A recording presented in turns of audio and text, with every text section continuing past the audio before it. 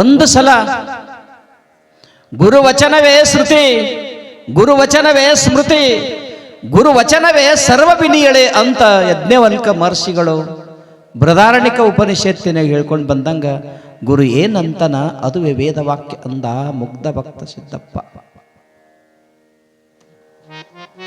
ಒಮ್ಮ ಮೂಕಾಗಂದ ನನ್ನ ಗುರುದೇವ ಅಂದ್ರೆ ಸಾಕು, ಬಾಯಿಲೆ ಮಾತನಾಡೋದು ಬೇಡ, ಅಂತರಂಗದಲ್ಲಿಯೇ ಧ್ಯಾನ ಪ್ರಾರಂಭ ಆಗಲಿ ಅಂದ ಮುಗ್ಧ ಸಿದ್ದಪ್ಪ.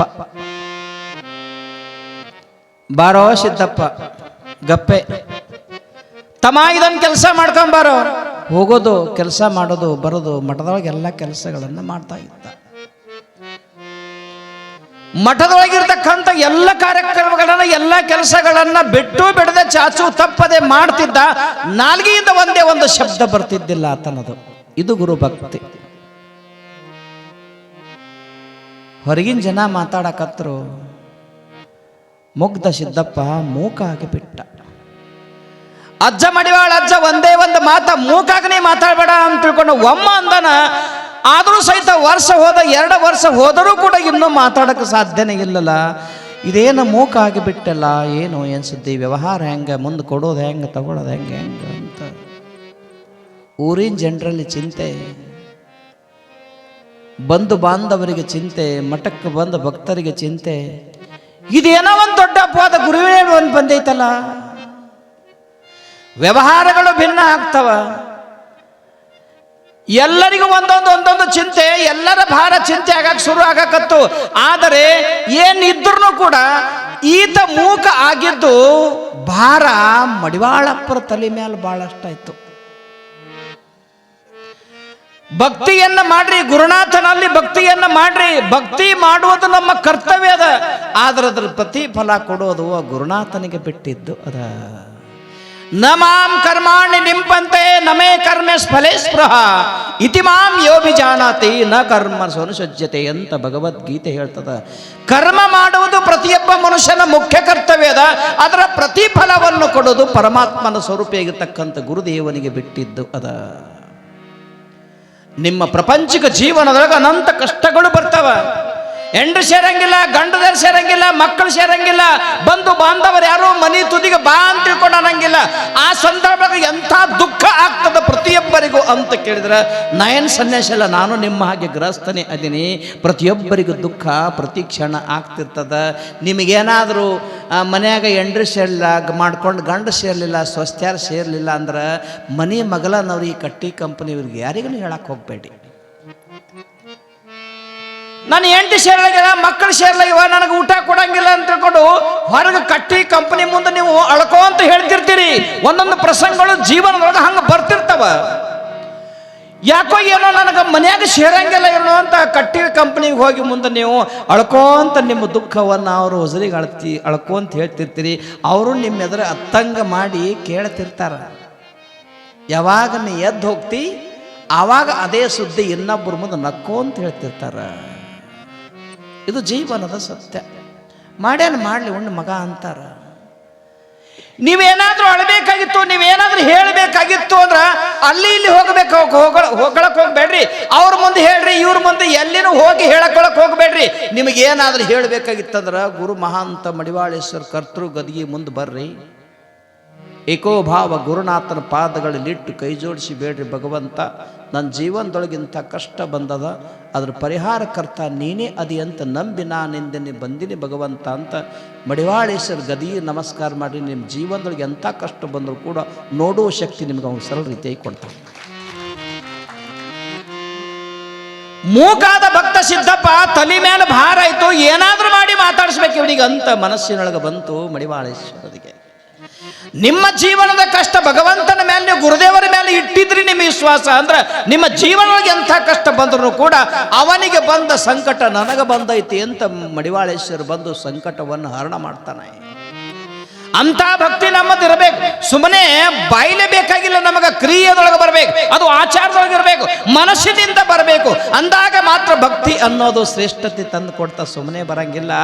ಮೂಕಾದ ಇದೇನ್ಪಾ, ಏನಾರೇ ಮಾಡಿ ಇವನಿಗೆ ನಾ ಮಾತಾಡಿಸ್ಬೇಕು, ಏನಾರೇ ಮಾಡಿ ನಾ ಮಾತಾಡಿಸ್ಬೇಕಂತ ಕುದುರೆ ತಡಗಿ ಬಾರೋ ಸಿದ್ಧ ಮುಗ್ಧ, ಬಾ ಸಿದ್ಧ ನಡಿ ಊರಿಗೆ ಹೋಗ್ಬೇಕಾಗ್ಯದ ಚಿತ್ತಾಪುರಕ್ಕೆ, ಚಿಂಚೋಳಿಗೆ ಚಿಂಚೋಳಿ ನಡಿ ಅಂತ ಹೇಳಿದ ಕ್ಷಣ ಕುದುರೆ ಎದುರಿಗೆ ತಂದ, ತಡಿ ಕಟ್ಟದ, ನಾ ಮುಂದೆ ಹೋಗ್ತೀನಿ, ನೀ ಹಂಗ ಹಿಂದೆ ನಡ್ಕೋ ಅಂತ ಬಾ.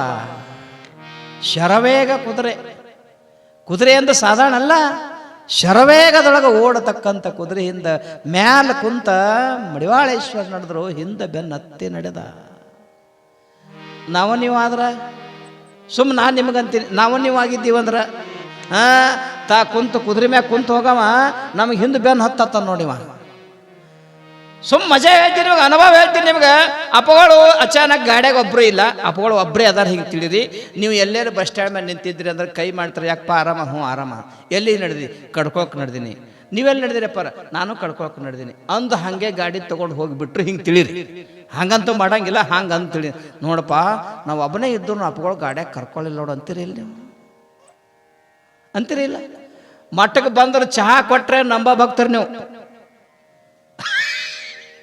ನಾವು ಹೋದ್ರೆ ಮಾತಾಡ್ಸಲಿಲ್ಲ ಅಪ್ಪವರು ಅಂದ್ರೆ ಎಷ್ಟು ನೋವಾಗ್ತದೆ ನಮಗೆ ನೋಡ್ರಿ. ನಾವು ಮಟ್ಟಕ್ಕೆ ಹೋದ್ರೆ ಮಾತಾಡ್ಸಲಿಲ್ಲ ನಮಗೆ ಹ್ಯಾಂಗಿರ್ಬೇಕು ಅಂತ ಅನ್ನೋ ಜನ ನಾವು ಎಲ್ಲಿಂದ ಬರ್ಬೇಕ ಭಕ್ತಿ?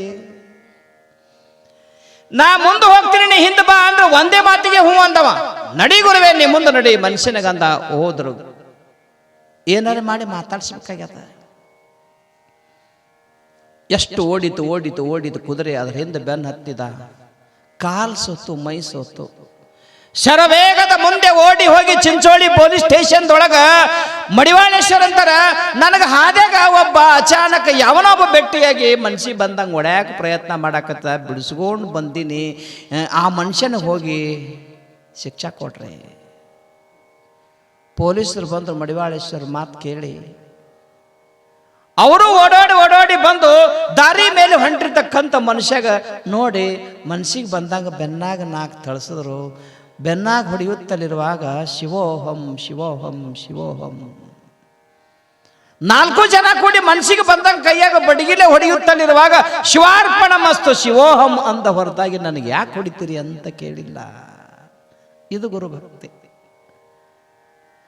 ಬ್ಯಾಸರಾಗಿ ಒಂದು ಅರ್ಧ ಗಂಟೆ ತನಕ ಹೊಡೆದ್ರು ಪಾಪ ಪುಣ್ಯಾತ್ಮನಿಗೆ ನಾಲ್ಗೆ ಮೇಲಿನ ಶಬ್ದ ಮೂಕಾಗಿ ಬಿಟ್ಟಿದ್ದ ಮಾತು ಹೊರಗೆ ಬರಲಿಲ್ಲ. ಆವಾಗ 4 ಜನ ತಿಳ್ಕೊಂಡ್ರು, ಯಾವನೋ ಒಬ್ಬ ಮೂಕು ಮನುಷ್ಯ ಅದನ, ಇವನಿಗೂ ನಾವು ಸುಮ್ಮನೆ ಹೊಡೆದಿವಲ್ಲ ಅಂದ್ರವ್ರು. ಅಂದಾರಿಲ್ರಿ? ಬಿಡ್ರಿ ಪಾಪ ಮೂಕ್ ಮನುಷ್ಯ, ಇವನಿಗೆ ಹೊಡಿ, ಇವ ಹೆಂಗೆ ಹೊಡಿತಾನ ಅವ್ರಿಗೆ ಮಡಿವಾಳೇಶ್ವರ ಹಂಗ ಹೋಗ್ಬಿಟ್ರು. ಹಣಿಲಿಲ್ಲ. ಆದರೂ ಕೂಡ ಮಡಿವಾಳೇಶ್ವರನವ್ರು ಏನಾದರೂ ಮಾಡಿ ಮಾತಾಡಿಸ್ಬೇಕು. ಗುಡ್ದಾಗ ಹೋಗಿ ಒಂದು ಗಿಡದ ತೆಳಕ್ಕೆ ಕುಂತರು, ಅನುಷ್ಠಾನ ಮಾಡೋ ನೆಪ ಮಾಡಿ ಎದುರಿಗೆ ಹೋಗಿ ನಿಂತ ಮುಗ್ಧ ಭಕ್ತ ಸಿದ್ದಪ್ಪ 1 ಗಂಟೆ ನಿಂತ, 2 ಗಂಟೆ ನಿಂತ, 3 ಗಂಟೆ ನಿಂತ. ಮಡಿವಾಳೇಶ್ವರ ಮಹಿಮಾ ನೋಡ್ರಿ, ಏನಾರೇ ಮಾಡಿ ಮಾತಾಡ್ಸ್ಬೇಕಂತ. ತ್ರಿಕಾಲ ಜ್ಞಾನಿ ಪುಣ್ಯಾತ್ಮ ಹಂಗ ಒಂದು 3 ತಾಸುಗಳ ಪರ್ಯಂತರವಾಗಿ ಗಿಡದ ತೆಳಗ ಅಂತರ್ಮುಖವಾಗಿ ಕುಂತಾರ. ಎದುರಿಗನ ನಿಂತ ಮುಗ್ಧ ಭಕ್ತ ಸಿದ್ದಪ್ಪ, ನನ್ನ ಗುರುವಿಗೆ ಏನೂ ಆಗಬಾರ್ದು, ಗುರುವಿಗೆ ಏನಾರೇ ಆಯ್ತು ಅಂದ್ರ ನಾ ಇದ್ದ ಫಲ ಏನು ಶಿಷ್ಯನಾಗಿ ಅಂತ ಮನಸ್ಸಿನೊಳಗ ಎದುರಿಗೆ ನಿಂತ ಬಿಟ್ಟಿದ್ದ. ಏನಾದ್ರೂ ಕೊಂಕು ಆಯ್ತಪ್ಪ ಅಂತಂದ್ರೆ ನಾ ಅವ್ರ ಶಿಷ್ಯ ಇತ್ತು ಉಪಯೋಗ ಏನದ? ಪ್ರಾಣ ಹೋದರೂ ನನ್ನದೇ ಹೋಗಲಿ ಹೊರತಾಗಿ ನನ್ನ ಗುರು ಬದುಕದ ಅಂದ್ರೆ 1000 ಜನರ ಭಕ್ತರು ಉದ್ಧಾರ ಆಗ್ತಾರ. ಎದುರಿಗೆ ನಿಂತ ದೊಡ್ಡ ಘಟಸರ್ಪ ಬಂತು. ಯಾವ ಮುಲ್ಲಿಂದ ದೊಡ್ಡ ಘಟಸರ್ಪ ಬಂದು ಹೆಡೆ ಎತ್ತಿ ಬರುತ್ತಕ್ಕಂಥದ್ದನ್ನ ನೋಡಿದ. ಅಯ್ಯೋ, ನನ್ನ ಗುರುವಿನ ಕಡೆಗೆ ನಾ ಹೊಂಟದಿದು ಹಾವ, ಇದು ಹಾವ ನನ್ನ ಗುರುವಿಗೆ ಹೋಗಿ ಕಡಿತು ಅಂದ್ರೆ, ನನ್ನ ಗುರು ಪ್ರಾಣ ಬಿಟ್ಟ ಅಂದ್ರೆ ನಾ ಏನು ಬದುಕುತ್ತಿ ಫಳ ಏನಪ್ಪ? ನನ್ನ ಗುರು ಬದುಕದ ಅಂದ್ರೆ 1000 ಭಕ್ತರು ಉದ್ಧಾರ ಆಗ್ತಾರ, ಜಗತ್ ಕಲ್ಯಾಣ ಆಗ್ತದ.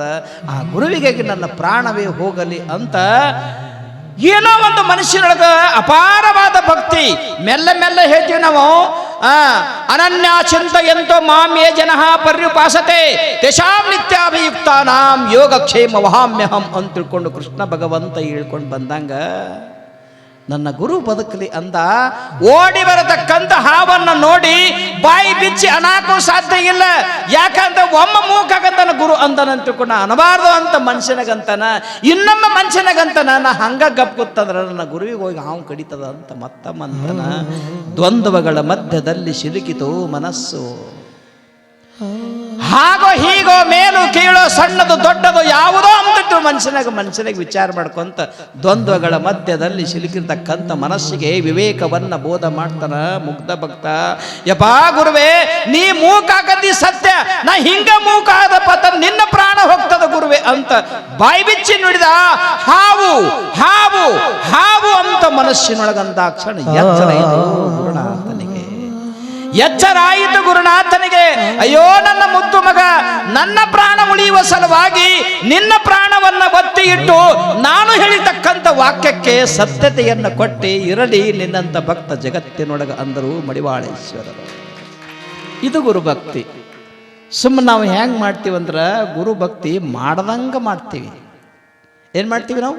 ಮಾಡ್ದಂಗೆ ಮಾಡ್ತೀವಿ. ನಾವು ಬೇಡ ಅಂತ ತಿಳ್ಕೊಂಡಂಗೆಲ್ಲ ನಿಮ್ಮ ಭಕ್ತಿ ನೀವು ಎಷ್ಟರ ಪ್ರೀತಿ ನೀವು ಭಗವಂತನ ಮ್ಯಾಗ ಗುರುನಾಥನ ಮ್ಯಾಗ ಇಟ್ಟರೆ ಅದರ ಪ್ರತಿಫಲ ನಿಮಗೆ ಸಿಗ್ತಾವ.